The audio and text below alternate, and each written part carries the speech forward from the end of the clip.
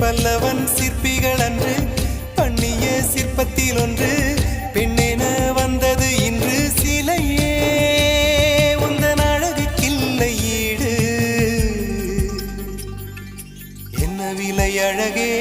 சொன்ன விலைக்கு வாங்க வருவேன் விலை உயிர் என்றாலும் தருவேன் இந்த அழகை கண்டு வியந்து போகிறேன் ஒரு மொழி இல்லாமல் மௌனமாகி